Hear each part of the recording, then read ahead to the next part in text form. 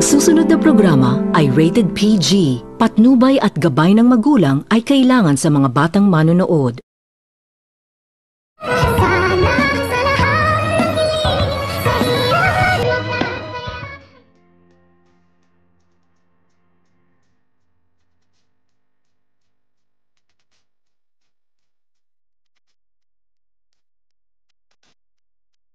Habang tinatawag ni Annalyn, itong si Dr. Carlos ay wala naman ding sumasagot sa kadahilanan na mayroong nagdoorbell sa kanilang gate, kung kaya't dali-dali naman din itong binuksan ni Annalyn, at nang pagbukas nito ni Annalyn ay ang kanya palang ama na itong si Dr. Tanyag, at dito labis-labis naman din itong pinasasalamatan ni Annalyn ang kanyang ama na mabuti umano at dumating umano ito agad, at maya-maya pa ay dumating na rin ang mga pulis sa kadahilanan na agad naman din itong pumasok sa loob itong si Dr. Tanyag, at agad nitong hinanap ni Dr. Tanyag itong si Lynette, at dito nang makita nito ni Dr. Tanyag itong si Lynette na nagsasalita, na sinabi nito ni Lynette na alam umano nito ni Lynette hindi umano siya pwedeng magkamali, na si Dr. Carlos umano ang dumaan sa kanilang harapan, kung kaya't naman din itong sinabihan ni Lynette na lumabas na umano ito, at dito nang makapasok na ang mga pulis sa kanilang pamamahay ay dali-dali na itong pumasok sa loob, at agad nitong hinalughog, ngunit ikinagulat nila ang kanilang nakikita dahil hindi naman umano ito si Dr. Carlos, at isa lamang umano itong lalaki na electrician, dahil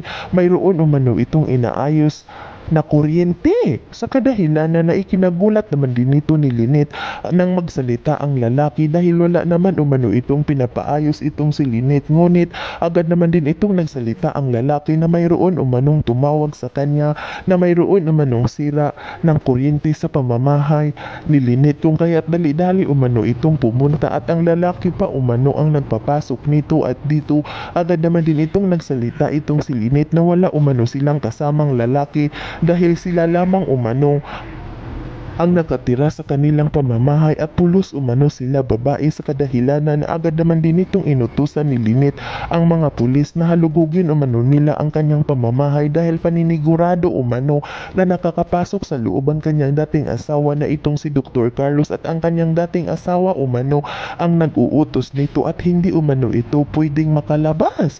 At dito agad na itong nagpapaalam ang tao na aalis na umano ito dahil naayos na umano nito ang kuryente, at dito nang makalabas na ito sa pamamahay ni Lynette ay agad naman din itong tinanggal ang kanyang mukha, at agad naman din itong nagpapasalamat na mabuti umano at matalino itong si Dr. Carlos, nakapag-isip umano ito ng paraan kung paano umano hindi mahuhuli ni Lynette at ng mga pulis, dahil kung hindi pa umano nito naisip ni Dr. Carlos na bumili umano ng isang wig na mukha ay paninigurado umanong nahuhuli na ito sa mga pulis. Yan ay ating aabangan sa susunod pa na pangyayari sa kaganapang ito ng abot kamay na pangarap. Huwag mong kalimutang isubscribe at i-hit ang notification bell ng aking channel.